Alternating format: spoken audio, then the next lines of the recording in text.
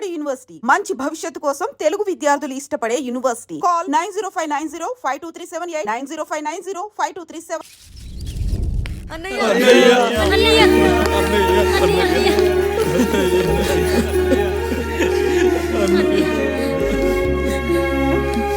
రాత్రి చాలా భయం వేసిందన్నయ్యా. ఇప్పుడు మమ్మల్ని వదిలి వెళ్ళకన్నయ్యా. రాత్రే కదరా మనం అందరం కలిసి పడుకున్నాం. ఎప్పుడో రాత్రి చూసామన్నయ్యా. నిన్ను చూడకుండా ఒక్క అరగంట కూడా ఉండలేకపోతున్నా. నిన్ను చూసి చాలా రోజులైనట్టుంది అన్నయ్య. రాత్రంతా ఎక్కడికి వెళ్ళావన్నయ్యా? అసలు ఎక్కడికి వెళ్ళారండి? ఇంట్లో దోమలు కుడుతున్నాయని అలా పక్కనే ఉన్న గడ్డివాం దగ్గర పడుకున్నా. మన రత్తాలు వాళ్ళ ఆయన ఊళ్ళో లేడంది. సరే అని తను తోడుగా తీసుకెళ్ళా.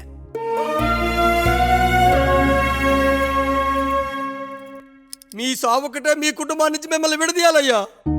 అప్పటి వరకు మేము కళ్ళు తెరిస్తే మా కళ్ళ ముందు ఉండాలి, కళ్ళు మూస్తే మా కళ్ళలో ఉండాలయ్యా. నమస్కారం రాయుడు గారు.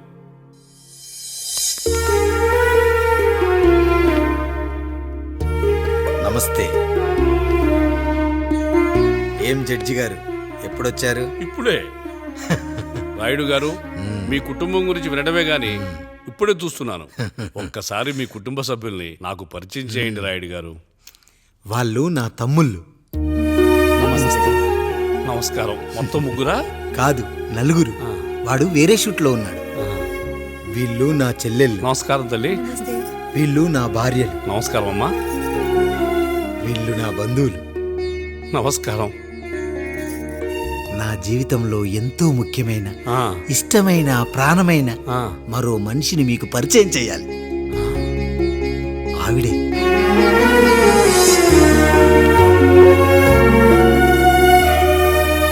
నమస్తే తల్లి. ఆవిడ మా పని మనిషి. ఆ? తను వాళ్ళ అమ్మాయి. నాకు కూతురు లాంటిదే. ఆహా.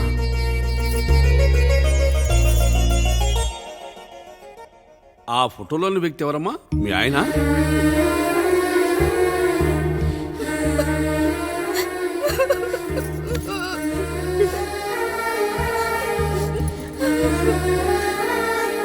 చనిపోయారా? అయ్యో లేదండి. ఎక్కడ పడితే అక్కడ, ఏది పడితే అది వాగుతున్నాడని పోలీసులు నగర బహిష్కరణ చేశారండి. మళ్ళా ఎప్పుడొస్తాడు? నెక్స్ట్ సీన్కి వచ్చేస్తాడండి. ఈ అనుబంధాలు, ఆప్యాయతలు చూసిన తర్వాత నాకు ఒక కోరిక కలుగుతుంది రాయుడు గారు. మీరు కాదనరనే ధైర్యంతో అడుగుతున్నాను. అడగండి. నాకు ఒక్కతే కూతురు. ఆమెని మీ కుటుంబంలో సభ్యురాలుగా చేసుకుంటారని. తప్పకుండా.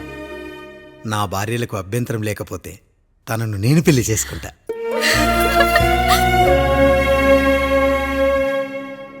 అయ్యో, మీరు పొరపాటుగా అర్థం చేసుకున్నారు. మీ పెద్ద తమ్ముడికి ఇచ్చి చేస్తారని.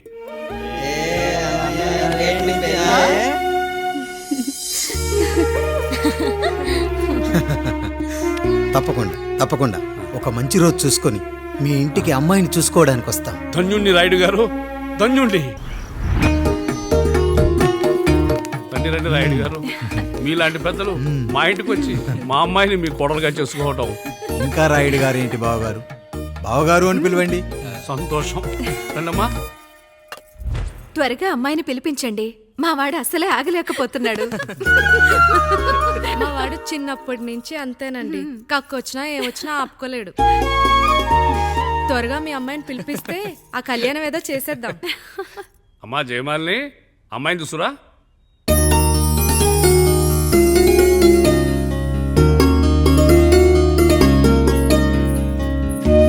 కూర్చోమ్మా. నువ్వు కూడా అబ్బాయిని చూడమ్మా.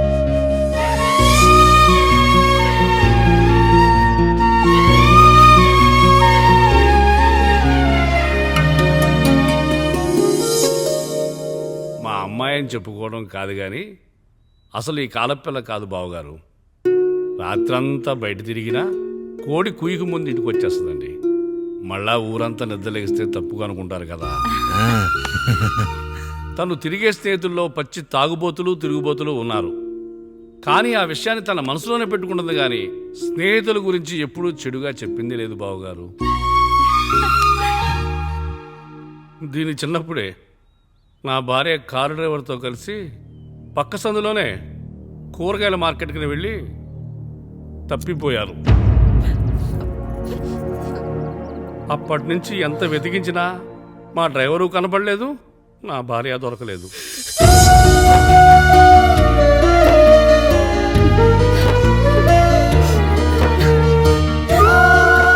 అమ్మ నాకు చాలా ప్రేమ పంచింది నాన్న, అది ఊరంతా పంచుతానంటుంది నా బిడ్డ. నేను కాదనలేదు. అలాంటి నా కూతురు ఇవాళ మీ కోడలవటం నిజంగా నా అదృష్టం బావగారు. ఈ రోజు నుంచి మీ అమ్మాయి మా ఇంటి బిడ్డ. అమ్మాయి నచ్చిందా బాబు? నచ్చిందా?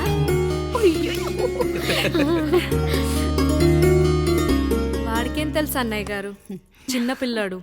ఇప్పటికీ ఆకుని చెవులో పువ్వుని నోట్లో పెట్టుకొని తిరుగుతూ ఉంటాడు.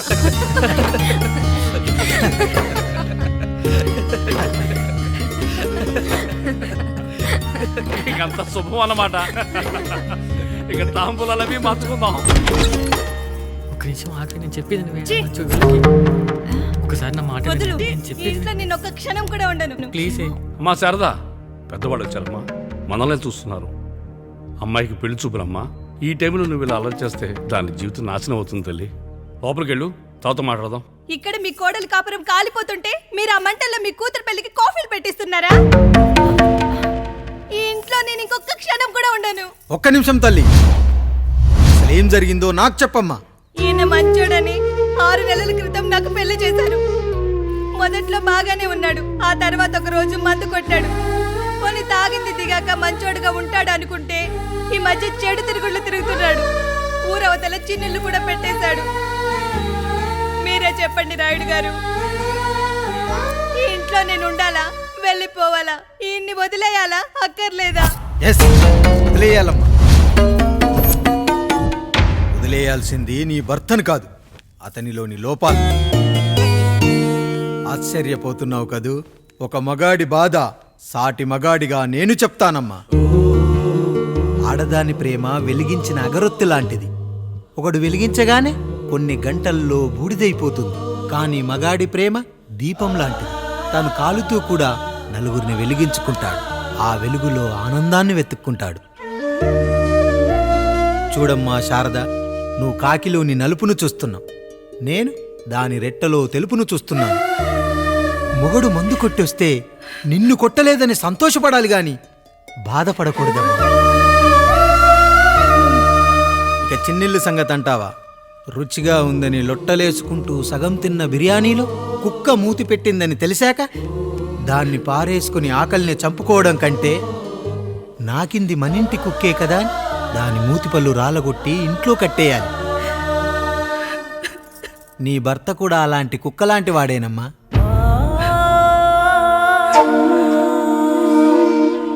ఆడదానికి వయసొచ్చాక 3 ముళ్ళేసుకొని 90 ఏళ్ల జీవితం గురించి కలలు కంటుంది. అదే మగాడు 3 ముక్కలాడి 90 ml మందేయాలని కలలు కంటాడు. హౌస్లోనికి హౌస్ కీపింగ్కి తేడా తెలియని అమాయకపు జాతమ్మా మా మగజాతి. పండగ పూట తినే పాయసం రుచి గురించి మీకు తెలిసి ఉండొచ్చు. కానీ గరళం కంటే చేదుగా ఉన్న బ్రాందీని కక్కలేక మింగలేక తాగే ఆ బాధ ఒక్క మగాళ్లకు మాత్రమే తెలుస్తుంది. కష్టాల్లో ఓదార్చిన మందును సుఖాల్లో మర్చిపోకూడదని తాగడమే కాని మాకు మాత్రం తాగాలని ఆశుంటుందా తల్లి? చివరిగా ఒక్క మాట, కష్టాలు పొంగల్లో మిరియాల్లా మనకే వస్తాయి, కానీ సంతోషాలు ఉప్మాలో జీడిపప్పులా పక్కనోడుతూ ఉంటాయి. ఎదుటివాడి ఉప్మాలో కూడా పనికిరాని కరివేపాకుంటుందని సర్దుకుపోవడమే జీవితమమ్మా. రాయుడు గారు, నన్ను క్షమించండి. రాయుడు గారు, నన్ను క్షమించండి. నా తప్పు నేను తెలుసుకున్నాను. ఈ రోజు నా 2 బిడ్డల జీవితాన్ని కాపాడారు రాయుడు గారు. ఈ శుభ కార్యక్రమాన్ని కూడా మీరే జరిపించండి. తప్పకుండా.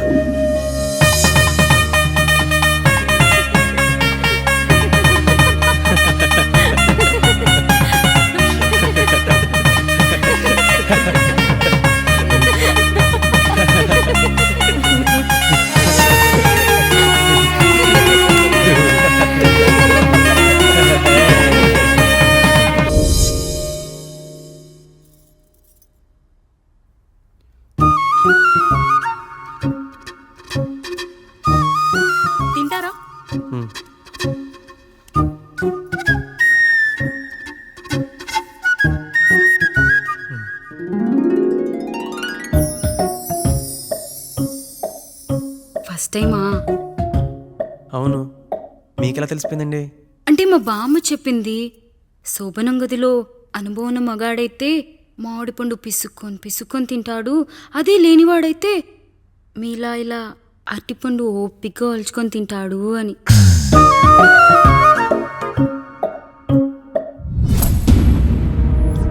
ఏంటవి? అవేంటో తెలీదా? ఫ్రెండ్స్కి పెళ్ళని చెప్తే హ్యాపీ బర్త్డే అనుకొని బెలూన్స్ ఇచ్చారు. ఫీల్ అవుతారు కదా అని 4 అక్కడ కట్టాను.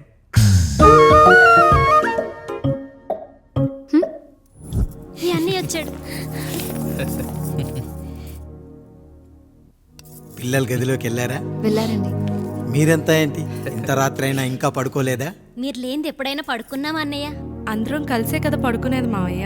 సరే సరే, అందరం పెద్దోడి గదిలో పడుకుందాం. ఈరోజు వాడి శోభనం కదా, అసలే కొత్త. పక్కనుంటే ధైర్యంగా ఉంటుంది. పక్క నుండి దగ్గరుండి జరిపిద్దాం, పదండి.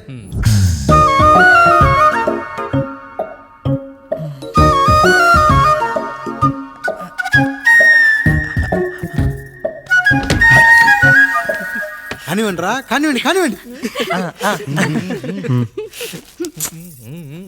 మీరేంటి మావయ్య ఇక్కడ పడుకుంటున్నారు? అదేంటమ్మా పెద్దోడా, చెప్పలేదా? మేమంతా కలిసే పడుకుంటామమ్మా. నువ్వు మాతో పాటే. అవును భార్గవి. మీరు ఊరుకోండి. మీరు ఇక్కడ పడుకోవడం నాకు ఇష్టం లేదు మావయ్య.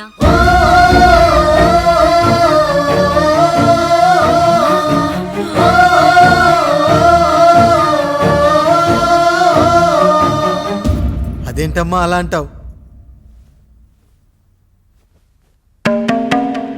ఎన్నో చూసాం, ఎన్నో చేశాం. దుక్కి దున్ని కోత కోయకుండానే ఈ విత్తనాలన్నీ మొలకొచ్చాయంటావా తల్లి? అవన్నీ నాకు తెలియదు మావయ్య. మర్యాదగా బయటికి వెళ్ళండి.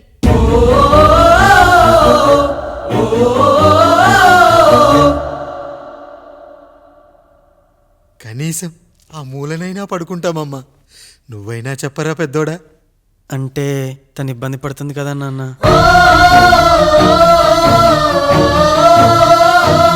నువ్వు కూడా ఏంట్రా?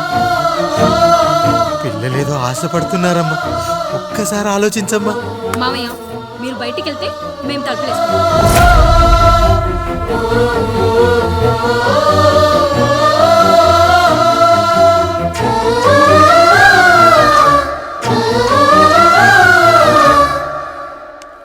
వేసుకోండి అమ్మా, వేసుకోండి. తలుపులు వేసుకోండి.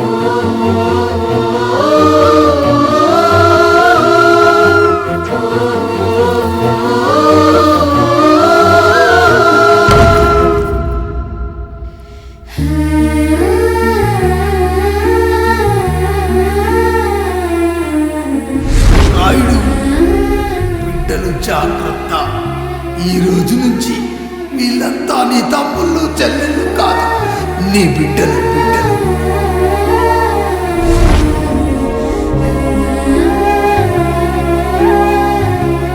జానకి, ఏమండి?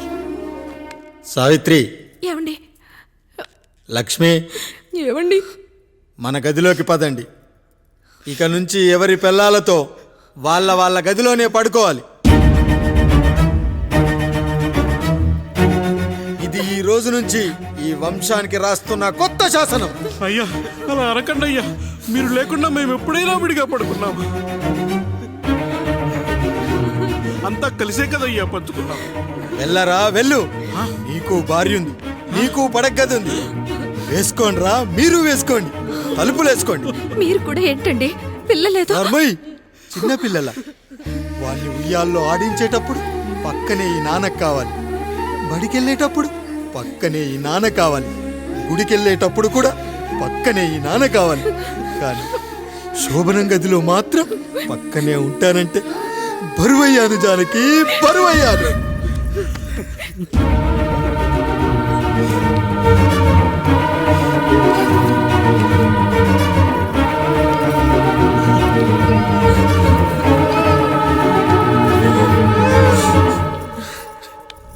ఏంటండి ఇంకా అదే ఆలోచిస్తున్నారా?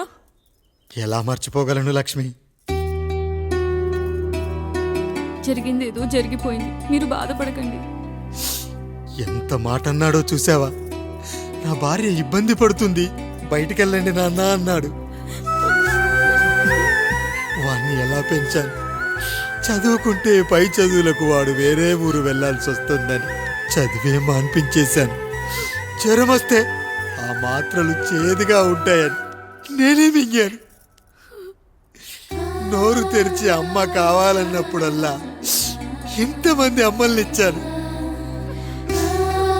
నాన్న అన్న ప్రతిసారి నాన్నల్ని ఇవ్వలేకపోయానని వాడికి నా మీద కోపమో ఏమో జానకి. నిజమేనండి, మనమంతా ఇలా లేమే. మన కుటుంబానికి దిష్టి తగిలింది.